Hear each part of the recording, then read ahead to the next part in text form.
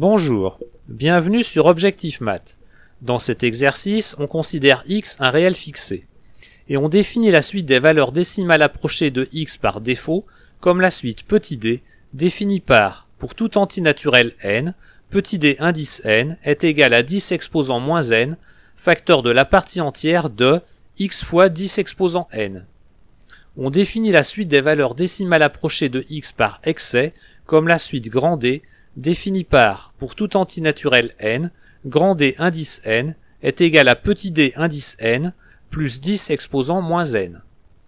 Il s'agit dans un premier temps de montrer que les deux suites petit d et grand D sont adjacentes, puis de déterminer leurs limites communes. Vous devriez maintenant mettre la vidéo sur pause et chercher à résoudre l'exercice par vous-même. Commençons par montrer que la suite petit d est croissante. Fixons n un entier naturel. Par définition de la suite petit d, d indice n est égal à 10 exposant moins n fois la partie entière de x fois 10 exposant n. Donc 10 exposant n facteur de petit d indice n est égal à la partie entière de x fois 10 exposant n et est donc en particulier un entier.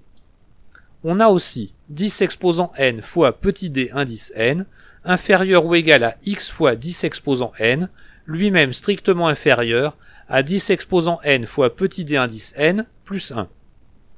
Le produit par moins 1 donne les inégalités.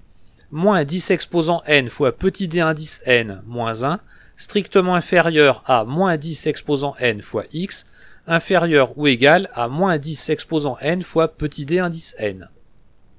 Ce que l'on a vu au rang n est également valable au rang n plus 1, et on peut écrire 10 exposant n plus 1 fois petit d indice n plus 1, inférieur ou égal à x fois 10 exposant n plus 1, lui-même strictement inférieur à 10 exposant n plus 1 fois petit d indice n plus 1 plus 1. En multipliant tous les termes de la ligne précédente par 10 et en ajoutant membre à membre avec cette dernière ligne, on obtient avec l'inégalité de droite 0 strictement inférieur à 10 exposant n plus 1 fois petit d indice n plus 1 plus 1 moins 10 exposant n plus 1 fois petit d indice n. Et comme cette inégalité stricte ne fait intervenir que des entiers, on obtient 0 inférieur ou égal à 10 exposant n plus 1 fois petit d indice n plus 1 moins 10 exposant n plus 1 fois petit d indice n. Donc petit d indice n plus 1 moins petit d indice n est positif. Ceci étant valable pour tout entier naturel n, on a prouvé que la suite petit d est croissante. Montrons maintenant que la suite grand D est décroissante. Fixons n un entier naturel.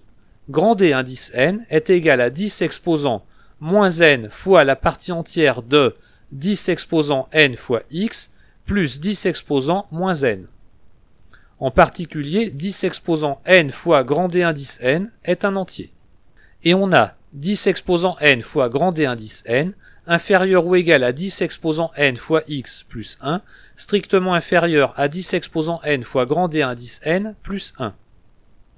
En multipliant par moins 1, on obtient moins 10 exposant n fois grand D indice n moins 1, strictement inférieur à moins 10 exposant n fois x moins 1, inférieur ou égal à moins 10 exposant n fois grand D indice n. Mais on a aussi au rang n plus 1, 10 exposant n plus 1 fois grand D indice n plus 1, inférieur ou égal à 10 exposant n plus 1 fois x plus 1, strictement inférieur à 10 exposant n plus 1 fois grand D indice n plus 1 plus 1. En multipliant les termes de la ligne précédente par 10 et en ajoutant membre à membre avec cette dernière ligne, l'inégalité de gauche nous donne 10 exposant n plus 1 fois grand D indice n plus 1 moins 10 exposant n plus 1 fois grand D indice n moins 10, strictement inférieur à moins 9.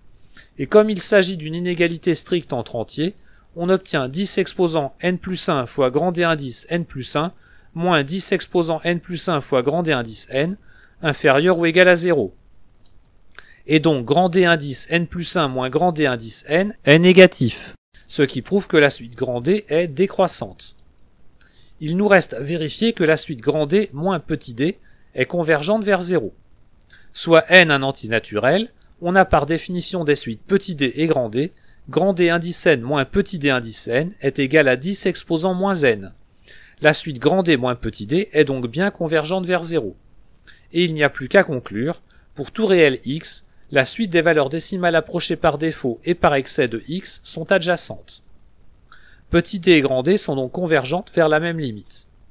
Passons au calcul de cette limite. Soit n un entier naturel. Nous avons déjà vu que 10 exposant n fois d indice n est égal à la partie entière de 10 exposant n fois x.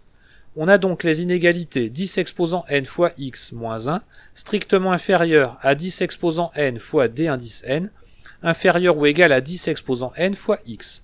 Et en divisant par 10 exposant n, on obtient x moins 10 exposant moins n, strictement inférieur à d indice n, inférieur ou égal à x.